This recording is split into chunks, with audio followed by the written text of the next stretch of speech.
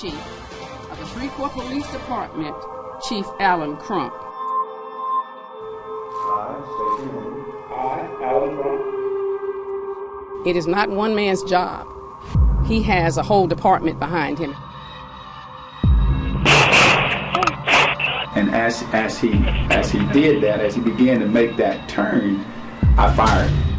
In the districts that are having this crime issue, are more understanding of why we need a new direction. I supported the mayor 100% on that and his confirmation. During that time, I've just lost that confidence that I had that first day.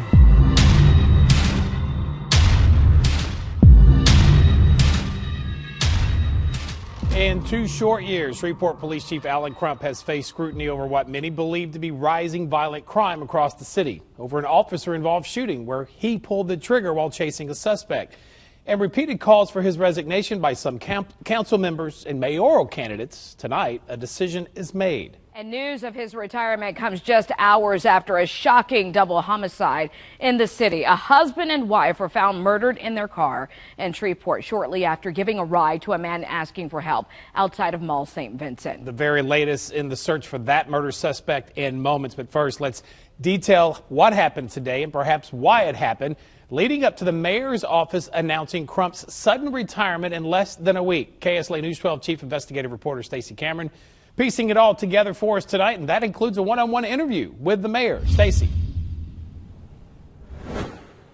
Yeah, Doug, the mayor said she and Alan Crump, the police chief, had discussions in recent days about the possibility he might retire, but his sudden decision today, which she got by a phone call, came as a complete surprise. Now, she told me during a weekly meeting here at SPD headquarters when Chief Crump meets with his top brass, he told his assistant chiefs, captains, and lieutenants that he was going to retire. That retirement effective the 15th of this month. He then called the mayor to inform her.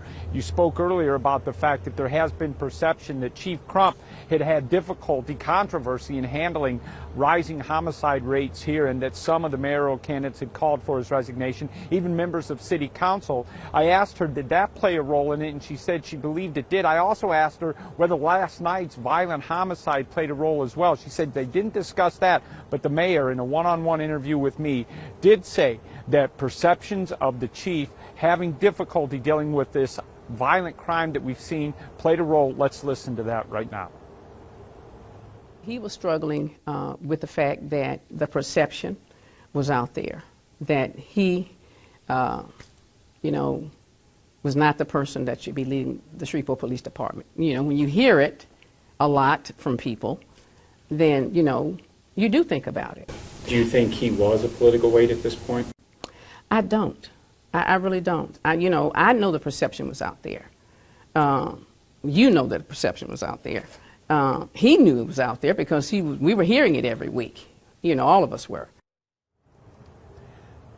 Now, Mayor Tyler did tell me that her support for Chief Crump was unwavering the entire 2 years. She still supported him now, but she did not try to convince him to change his mind and stay on. She said she has no idea right now who she's going to appoint as interim chief because simply she was surprised by his sudden retirement. However, next week she will look to start putting together a list of potential candidates to replace him. In the interim, her deputy chief will take over that role for now.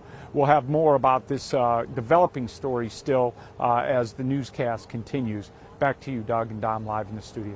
All right, Stacey, thanks. Shreveport mayoral candidate Adrian Perkins reacts to the chief's announcement. He issued a statement to us saying, "This clears the way for my administration to come in and start with new leadership at the police department. I would like to thank Chief Crump for his service to our city."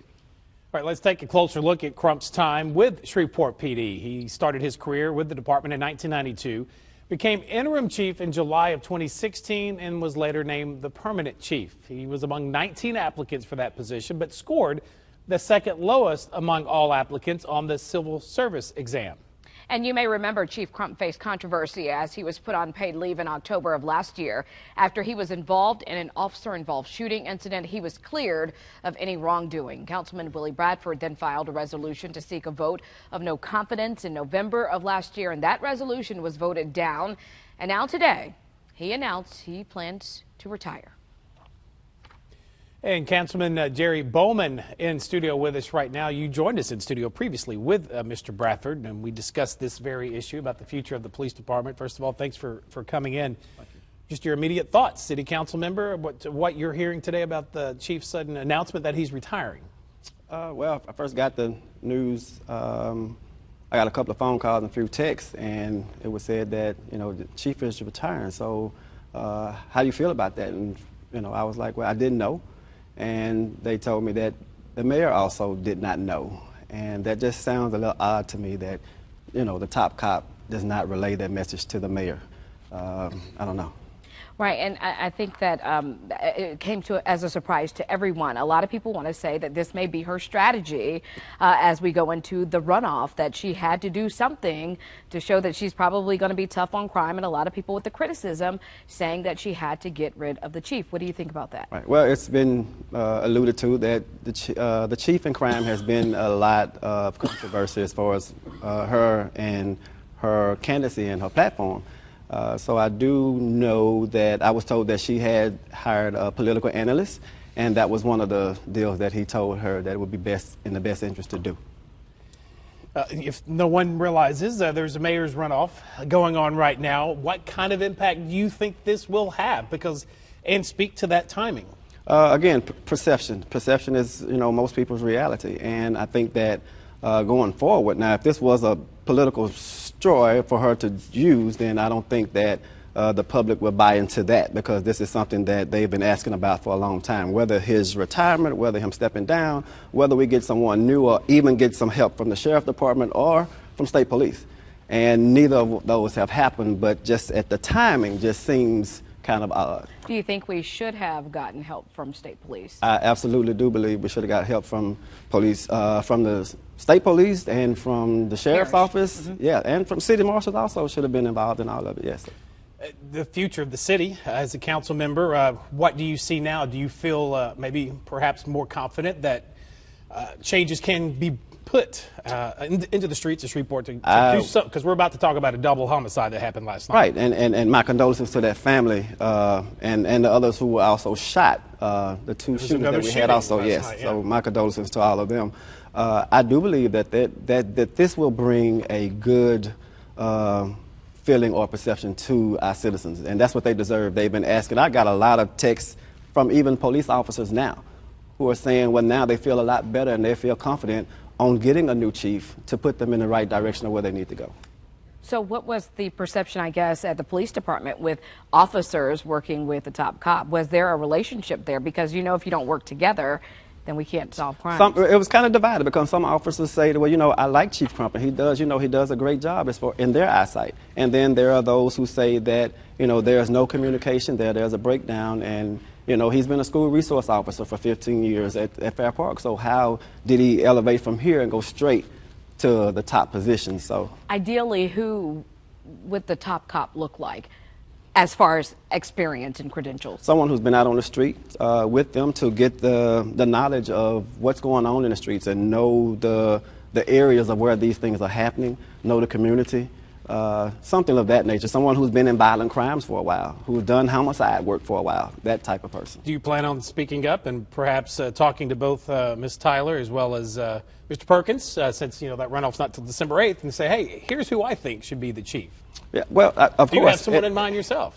I just think that we should look inside the department and also outside the department. Someone put a nationwide search out, but do not neglect what we have, great talents already in our own department. All right. Thank you. Good to see you again, sir. Thank you. Councilman Jerry Bowman, thank you so much for joining us. Thank you for having me. We were the first to break the news about Chief Crump's retirement on our KSLA News 12 app. On the app, you will find a look at his time as chief with the police department and then what happens next. We also have the full interview with Mayor Ollie Tyler on our Amazon and Roku channels. And developing right now at 6. More on the Shreveport's latest murders, a double homicide. Family tells us a husband and wife are the victims. Police tell us they were found dead inside a burning car. They had reportedly just given a ride to someone they'd picked up outside Mall St. Vincent. KSLA News 12's Jeff Farrell live at the scene. This is at the intersection of San Jacinto and Pennock Street. Jeff, well, how are neighbors handling this violence happening so close to their front doors? Well, Doug, as you might imagine, folks here are a bit shaken up, at least the ones that we spoke with, and understandably so when you consider this apparent double homicide right here in what is normally described as a very quiet, peaceful neighborhood. It was this carport right behind me where a vehicle was fully engulfed in flames when fire crews arrived shortly before midnight. Now, crews only discovered what's believed to be the bodies of a man and a woman inside the car once the flames were out. For soon-to-be 88-year-old Bertha Lee Greer, this street has been her home for nearly 4 decades, and she was shocked to hear about those bodies in the vehicle. Well, just hearing you just say that is scary enough. I mean, it's nobody living there. Wasn't nobody living there, so I don't know what could have happened.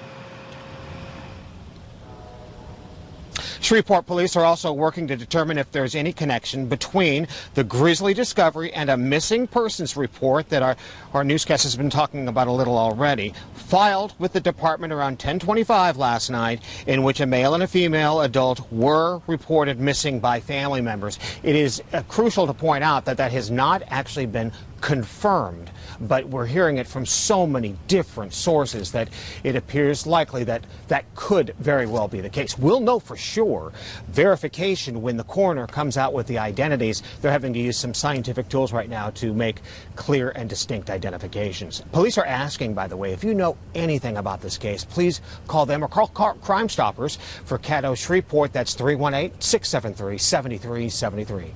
Reporting live in Queensboro neighborhood of Shreveport, Jeff Farrell, KSLA News 12. Just horrible, Jeff. Thanks. Marie Waxel has reaction now with the 2 city council candidates in the runoff looking to serve the community where the bodies were found. Marie. Well, Dominique, like others across the city, both Wendy Vance and Lavette Fuller agree crime is getting out of hand in the city, leaving some people scared in communities many have lived in for years. Here's what they would like to explore further if they win the seat up for grabs in the runoff. Maybe with substations and a new leadership and more police officers that are paid for what they're worth, I think we can get the crime under control. Training, best practices, equipment, pay. These are things that you have to think about for police. They deserve to have the best possible chance at stopping crime. Both women agree new leadership in the police department is a must, and Chief Crump's retirement announcement earlier today means one of them will be working with a new police chief. Dominique. Thanks. A grand jury indicts the mother of a baby who died from burns in Natchitoches Parish. The district attorney tells us 26-year-old Hannah Barker is indicted on first-degree murder charges. This all happened back in July when police found her 6-month-old child, Levi Ellerby, with burns not far from her home. Now, the baby was taken to a hospital where he later died. Barker's next court date is set for December 3rd. Felicia Smith also faces a first-degree murder charge in the death. KSLA First Alert Weather with Chief Meteorologist Jeff Castle. Well, the coldest night of the fall so far upon us in the Arklatex. We're going to see a freeze in the north looking very likely. Southwest Arkansas, northeast Texas into southeast Oklahoma, basically right around the I-30 corridor and points northward. And to the south down toward I-20. Could be looking at a light frost out there overnight tonight and into early tomorrow morning. So do your precautions for anything outdoors. Probably a good idea to bring the pets in. And again, those outdoor plants, the ones in the pots, you can bring them in. The ones that are in the ground, probably throw a sheet or a blanket over them if you want to keep them alive a little bit longer. We're already back into the 40s here in the northern Arklatex. Idabel, the chilly spot at 43, 47 to Queen. Shreveport Bossier hanging on to 52, but the 40s will be moving in very shortly here across the metro area. Fire pit forecast, good night for it. Temperatures around 50 at 7. We're down to 48 by 9. 44 at 11 with quiet weather expected this evening. The chill is our main weather story tonight. Back in just a few moments, a cool weekend to talk about and another shot of cold air next week. We'll break it all down coming up in your forecast. And also ahead at 6, as Jeff just mentioned, the big chill is coming. Are you prepared? Well, that person there is trying to get prepared. We'll tell you how you can stay safe ahead of the big cold. Keep it here. KSLA First Alert Weather with Chief Meteorologist Jeff Castle. Well, good evening again, everyone. We continue to track some cold weather coming on in over the next few days. For some of you, maybe the first time you're going to fire up the furnace. Here in this fall season, we've got the freeze warnings overnight tonight, and in some places, we could be looking at some 20s here in the northern Arklatex. Freeze warnings include all of southwest Arkansas, good part of extreme northeast Texas, as well as McCurtain County in southeast Oklahoma. We're talking Mount Pleasant, Atlanta, Texas, up toward Texarkana, Magnolia, Hope, DeQueen, Arkansas, back over into McCurtain County in Oklahoma, including Idabel and Broken Bow. Now, if you're south of here, may not see temperatures get quite to 32 degrees toward the I-20 corridor and points southward, but likely cold enough, and if we get the wind to die down enough, some spotty frost is going to be a concern as well, and that'll do some damage to some of those tender plants that you may still have growing. Here's a look at your lows tonight. Again, the 20s possible. Idabel 26, 29 in Texarkana, 28 in Hope. Shreveport-Bossier, we're going 35 now. Same story down toward Mansfield, 35 in Center, Texas, 36 in Natchitoches, and 36 degrees as well in Many overnight tonight. We start off cold in the morning.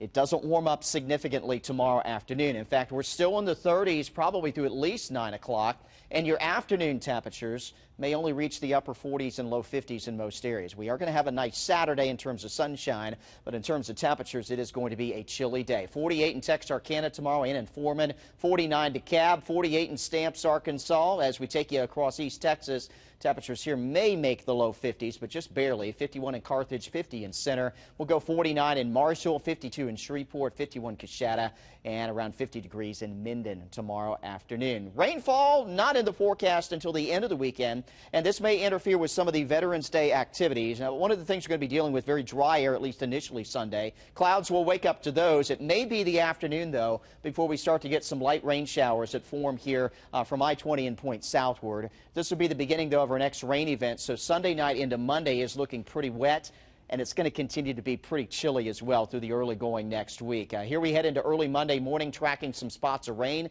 Lunchtime on your Monday, still looking at wet weather, and where we have the colder air back in parts of Oklahoma, even on into Arkansas, they may see some snow up in that direction. At this point, I'm not expecting that we're going to get that here because the moisture will move out of the Arklatex later Monday evening and Monday night before those temperatures get cold enough around here to change over to snow. So don't worry about that at this point, but that is something that we'll keep an eye on for you. Here's that First Alert 7-day forecast. Again, a chilly day tomorrow, but probably the best day for the last weekend of the State Fair of Louisiana from 10 a.m. until 11 p.m. tomorrow. Jacket and sunglasses throughout the daytime hours with temperatures again reaching the upper 40s to low 50s tomorrow afternoon, but it is going to be a sunny and dry day. Clouds and rain chances return Sunday night into Monday, and then by Tuesday and Wednesday of next week, another blast of cold air drops our temperatures even more. Highs in the middle of next week only in the 40s, and everyone will get a freeze by next Tuesday night into Wednesday morning, with widespread 20s expected all across the Arklatex. Closer look at those temperatures,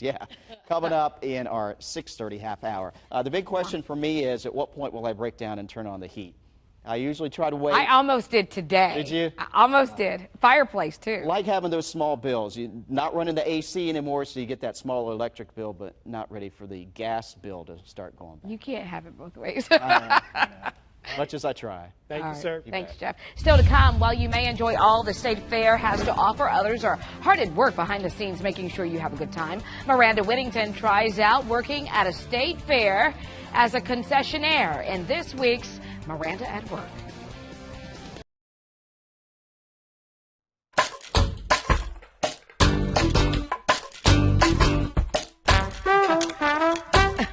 All right, so you've only got, count them, 3 days left to enjoy the State Fair here in Shreveport. And while many of you love the rides and all the activity, I see the helicopter rides going on too.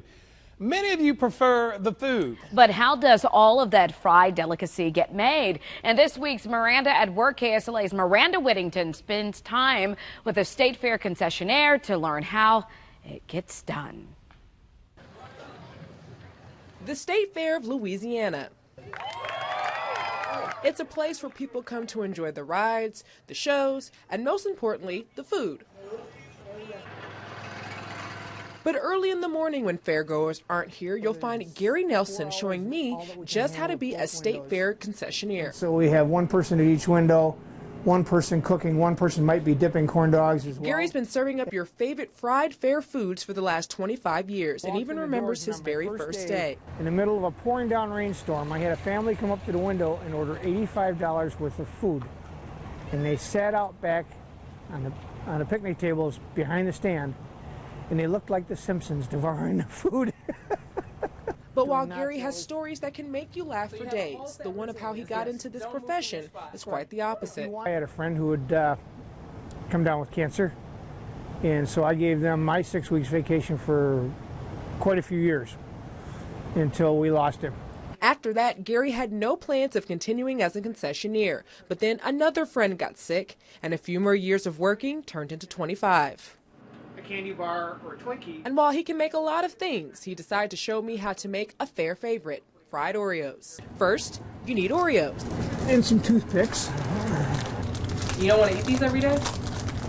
Not when you cook them all the time. Gary sticks the Oreos with toothpicks for sanitary reasons, so they don't have to physically touch the Oreos. Stick it in, and you have an Oreo on a stick. When I tried, it didn't go that smoothly. Oh, I broke it. It's okay. Once the Oreos are on sticks, Gary will put them in a bucket and then place them in the fridge to cool so that it makes it easier to dip in the batter. Stick it down in until it's all the way, pull it up, spin it around, and just set it in the oil gently. Then the Oreos start cooking in the oil. Just push it down so it'll roll over. We'll flip them over and cook the other side. Then we'll get a boat and sprinkle some powdered sugar on them. Looks yummy. And we've made fried Oreos. The same technique goes into making fried Twinkies and Snickers too. Spin it around. There you go. Okay, Now drop stick it down? Drop it, set it right down in there and hook it on the hooks. But again, I think I'll leave the concession life to Gary. Oh, okay. See, Cody? I broke this one. We have what you call a broken stick. What started as a way to help a friend in need turned into a passion Gary won't stop doing just yet. I'm going to keep doing the fairs until they say we can't take any longer. Miranda Whittington, KSLA News 12. Looks like a lot of fun and looks yummy. This is Gary's 10th year working in the State Fair of Louisiana. He says once the fair wraps up Sunday, he'll make a stop in Texas, and then he'll head on back home to Wisconsin. Next at 6:30, Shreveport's top cop, Chief Alan Crump, makes a huge announcement about retirement. Stacey Cameron is live breaking it all down and what this means for the department. Stay with us. Broadcasting live with coverage you can count on. This is KSLA News 12 at 6. Right now at 6:30, after about 2 years, Shreveport Police Chief Alan Crump announces his retirement. He's faced scrutiny over violence in the city and repeated calls for his resignation. Chief Investigative Stacey Cameron spoke with Mayor Tyler to get her reaction and joins us live tonight. Stacey, break down more about this announcement, the reaction, and then what happens next.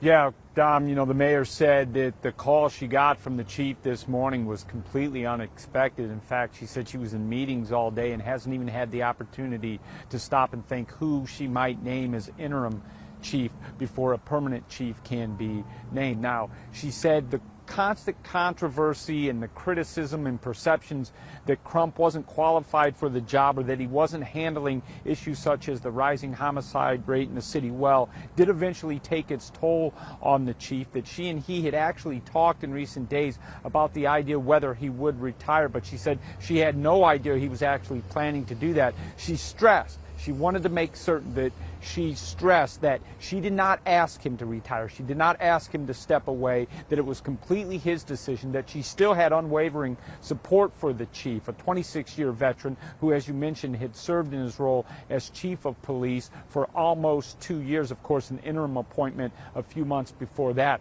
Now, the chief walking away at this time, the first people that he told were actually the top brass in the department here at SPD headquarters earlier this morning. The mayor telling me that she actually started to hear news about this through phone calls coming into her office. So she was first learning about this before the chief had actually even called her. In the interim now, before she can make an appointment for interim chief, she said Bill Gooden, the chief, the assistant deputy chief, will take over as they look for a replacement for Chief Crump. She also said that in her opinion, the chief took over at a very difficult time for the department, the city, and the nation. She said, you may remember in 2016, there were issues with some officer-involved shootings in other part of the nation, but Chief Crump stepped up, kept this department in the city safe in her opinion. She said he was a man of high integrity and ethical moral character, and she hopes the city will remember him as such, the service that he provided for the city. Dom, back to you. KSLA First Alert Weather with Chief Meteorologist Jeff Castle. Hey, good evening again, everyone. First freeze of the season expected for the northern parts of the Arklatex tonight into tomorrow morning.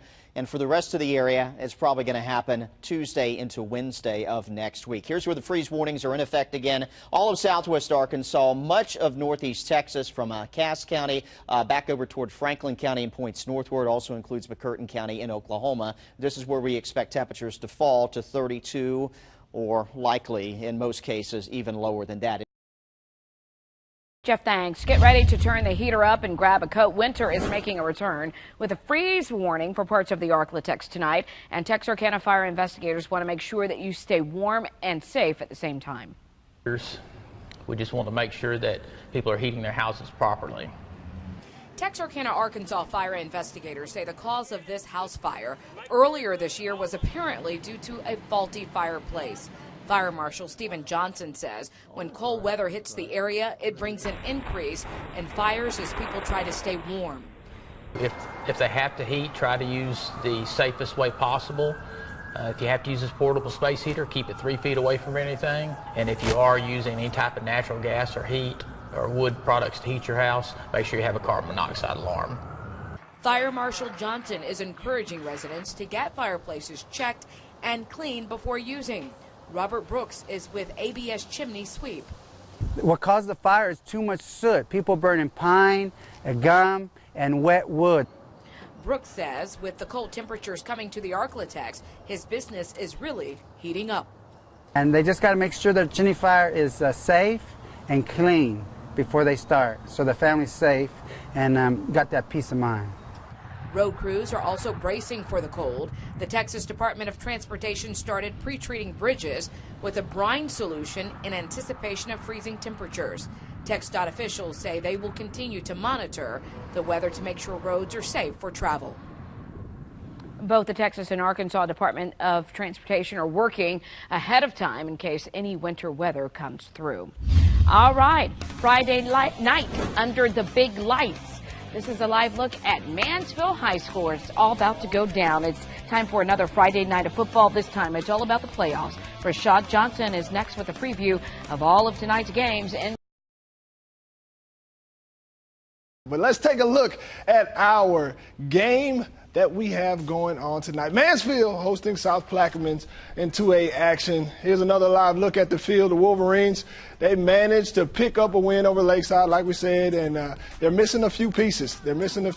Robert Turner is probably one of the best running backs in this area. Torn MCL for him, and the Mansfield Wolverines will have to do it without him. And they've been using a couple of quarterbacks to get the job done so far. We'll have a lot of highlights tonight.